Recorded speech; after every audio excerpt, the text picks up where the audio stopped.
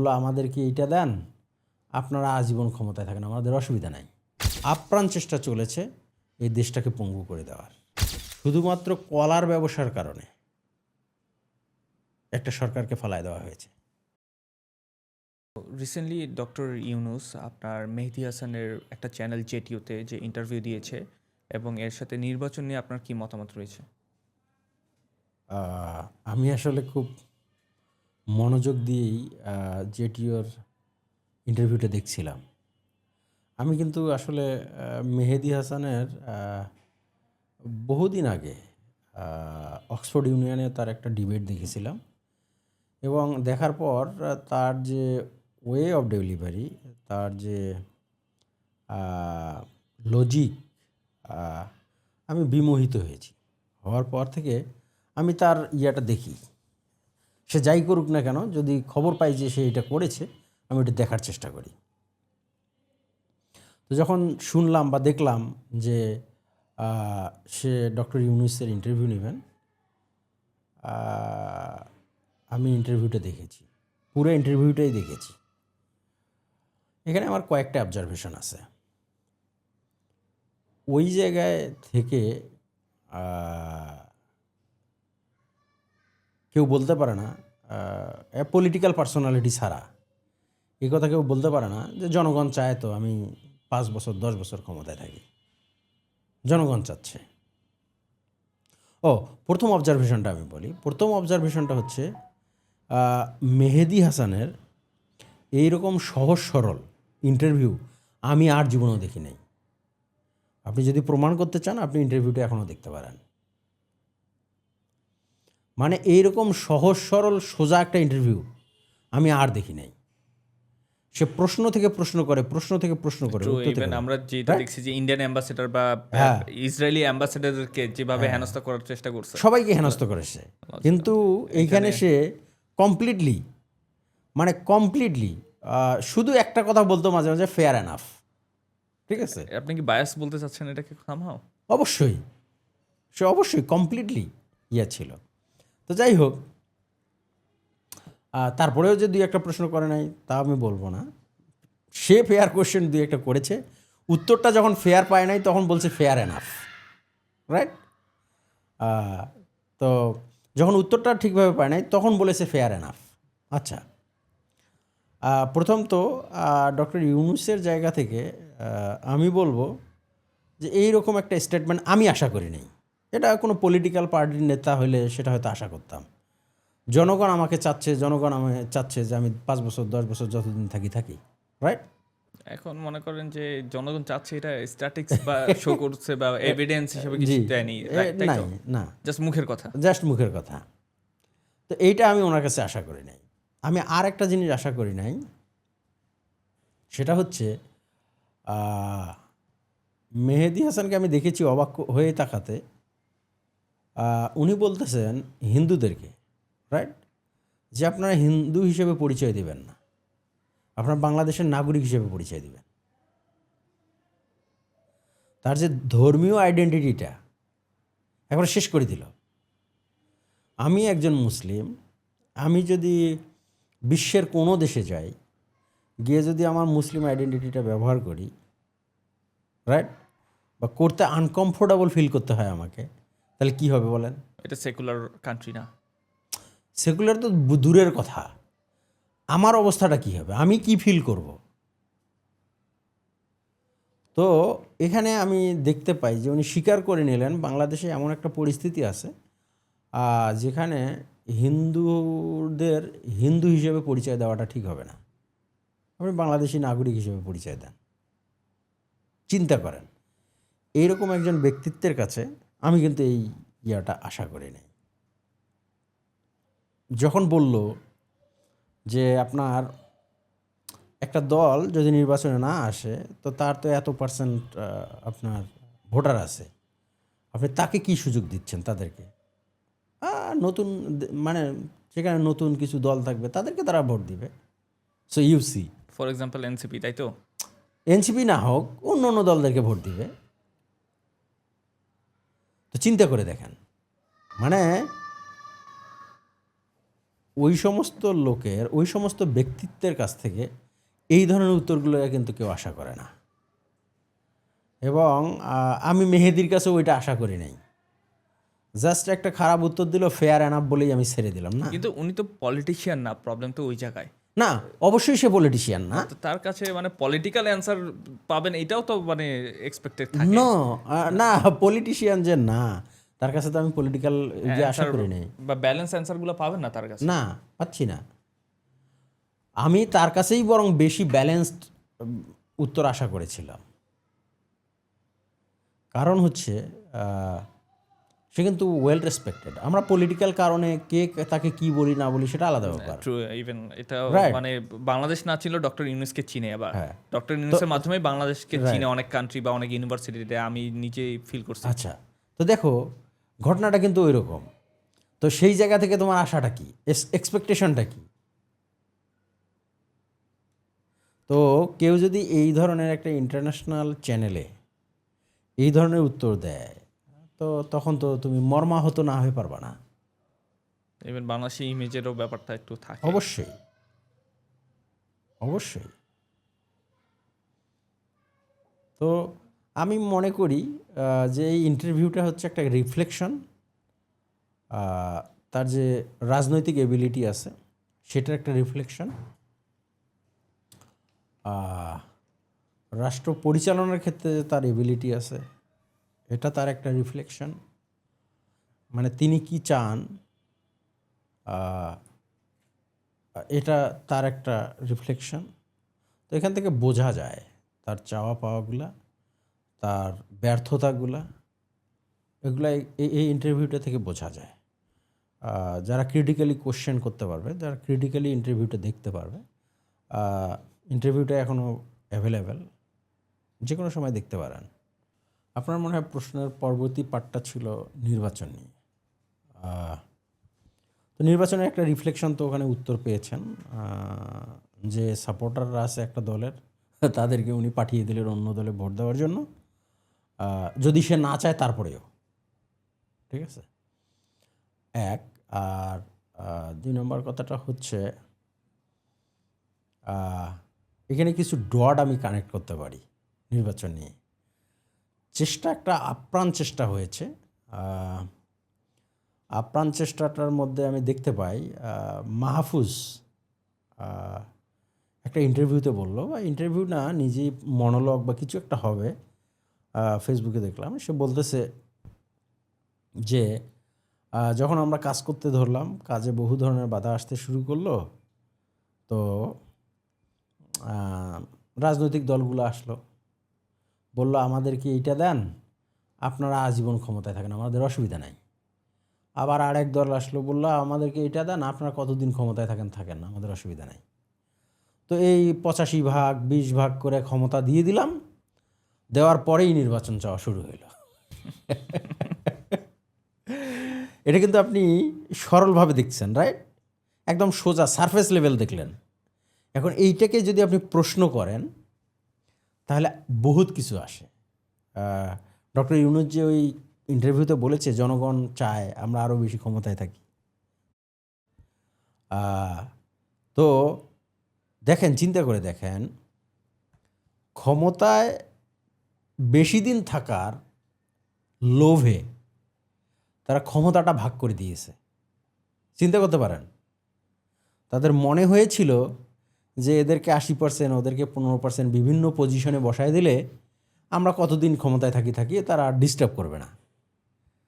সমস্যাটা কিন্তু ওখানে, বুঝতে পারছেন?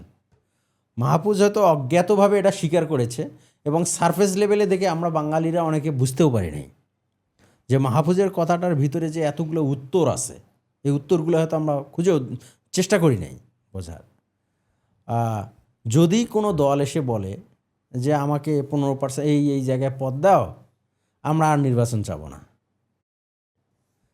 কতদিন ক্ষমতায় থাকেন। আর একটা দল এসে বলে যে আমাকে এই পদগুলো দিতে হবে, তারপর আপনার কতদিন ক্ষমতায় থাকেন। আমার যদি ক্ষমতার লোভ না থাকে, আমি কি ওই পদগুলো তাদেরকে দিব না। বরঞ্চ আমি বিরোধিতা করে বা এক্সপোজ করব, অথবা নির্বাচনটা দ্রুত দিয়ে দিব। চিন্তা করেন। তো তো চিন্তা করেন, তো ভিতরে একটা আপ্রাণ প্রচেষ্টা ছিল কিভাবে ইন্টারিম অবস্থাটাকে এক্সটেন্ড করা যায়, প্রলং করা যায়। এখন দেখেন এখানে কিন্তু এখনও অনেক সাবোটেজের স্কোপ সৃষ্টি করার চেষ্টা করতেছে। আমি একটা জিনিস দেখতে পাচ্ছি, আমি হয়তো সঠিক নাও হতে পারি, এটা আমার মনে হয়েছে যে একটা সামাজিক উচ্ছৃঙ্খলা সৃষ্টির চেষ্টা করে হয়েছে, যেন যেন এই সময়টাকে আরও প্রলং করা যায়। ঠিক আছে, আমি বলবো যে আমি আসলেই কিছুদিন আতঙ্কিত ছিলাম, এখনও অনেক সময় আমার ভয় হয়। রাজনৈতিক উদ্দেশ্য হাসিল করতে গিয়ে দেশের কী ধরনের সমস্যা হতে পারে দেখেন। একটা দেশের শৃঙ্খলা, সার্বভৌমত্ব, এগুলা বড় ধরনের একটা অবস্থা, মানে বড় ধরনের অবদান রাখে রাজনৈতিক স্টেবিলিটি, রাজনৈতিক স্থিতিশীলতা,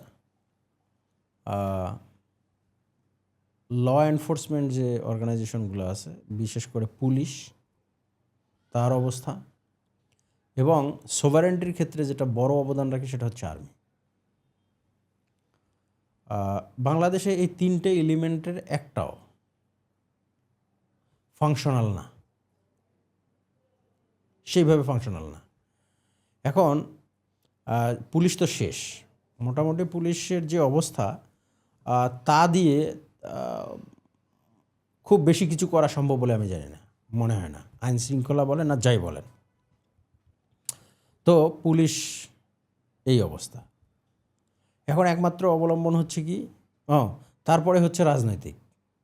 তো কোনো রাজনৈতিক দল এখন ক্ষমতায় নাই, স্টেবল না, একটা বিরাজনীতিকরণের একটা প্রচেষ্টা দেখা গেছে। যদি ওইভাবে নির্বাচন পিছানো হয়, করা হয়, তো এটা তো বিরাজনীতিকরণই, রাইট? ওইখানে একটা জিনিস, তো রাজনৈতিক স্টেবিলিটি নাই, পুলিশ নাই। সোভারেন্টির ক্ষেত্রে সবচেয়ে বড় যেটা, সেটা হচ্ছে আর্মি। তো আর্মিকে নিয়ে বহুত প্রশ্ন, কিন্তু বহুত প্রোপাগান্ডা চলছে।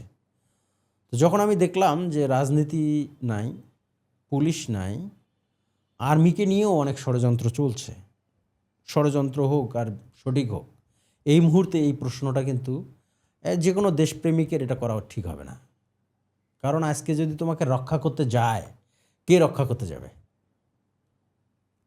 তোমার দেশটাকে যদি রক্ষা করতে যায়, কে যাবে?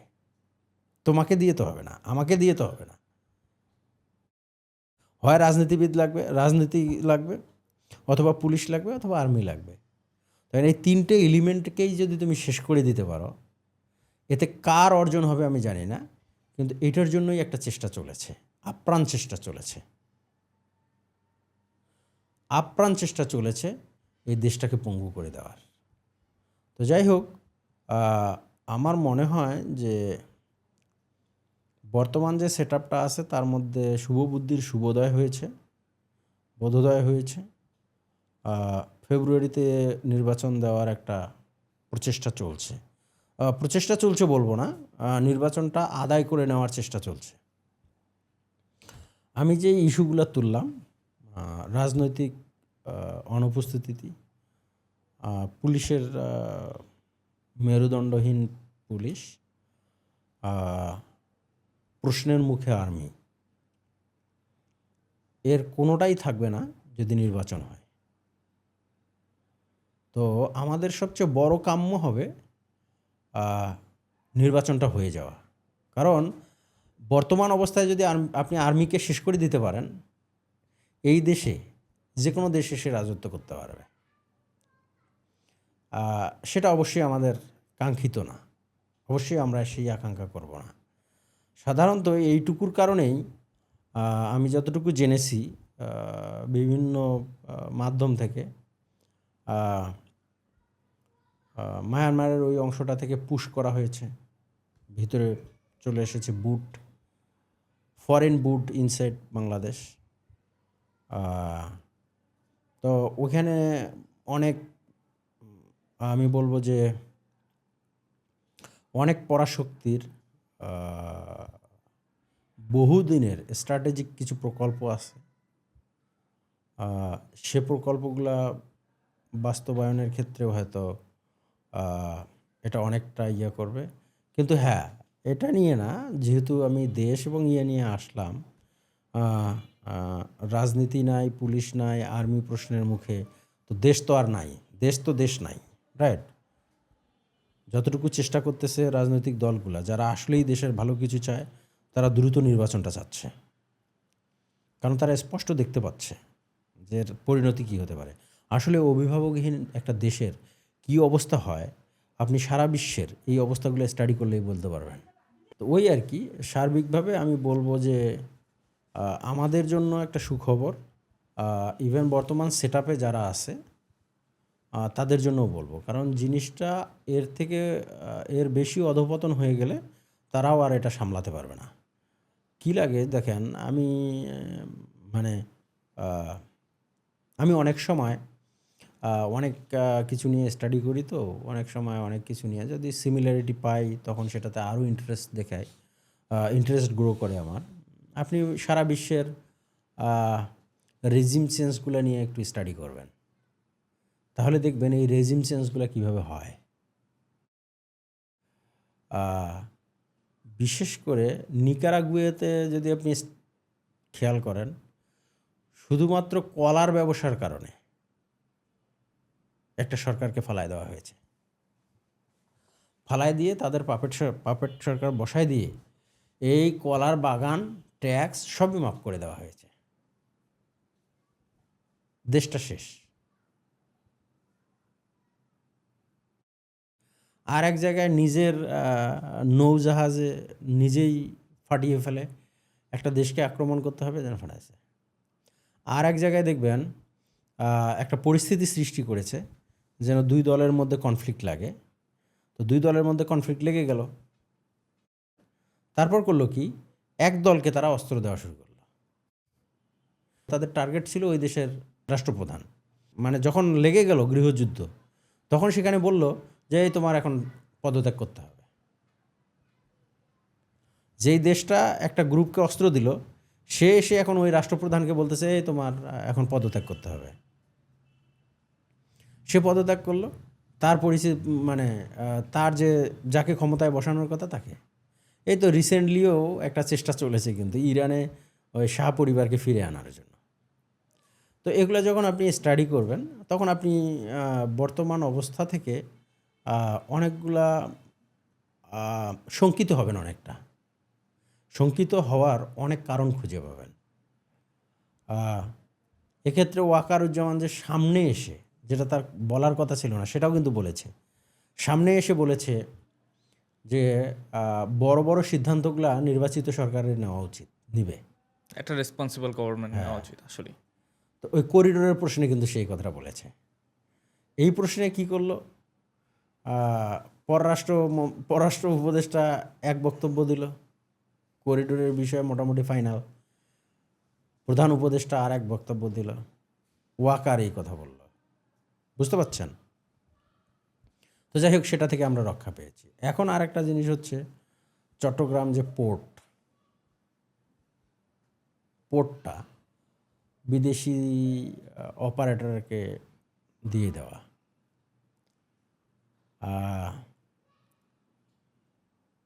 আমাদের যদি আরও 3-4টা পোর্ট থাকতো, এইটা দিয়ে দিত, আমার কোনো আপত্তি ছিল না। আমাদের যেহেতু পোর্টের সংখ্যা খুব লিমিটেড, যে কারণে আমার আপত্তিটা। একটা দেশের বহুত জিনিস, মানে কেন, আমার যদি 3টা পোর্ট থাকতো, একটা পোর্ট ফরেনারদেরকে দিতাম, সেখান থেকে শিখতাম, আমার অন্য 2টা ইমপ্রুভ করতাম যে এইভাবে অপারেট করো, রাইট? তো একটা যদি দিয়েই দেই, তাহলে শিখবো কি আর ইমপ্লিমেন্ট করবো কি? সেটা আরেকটা জিনিস।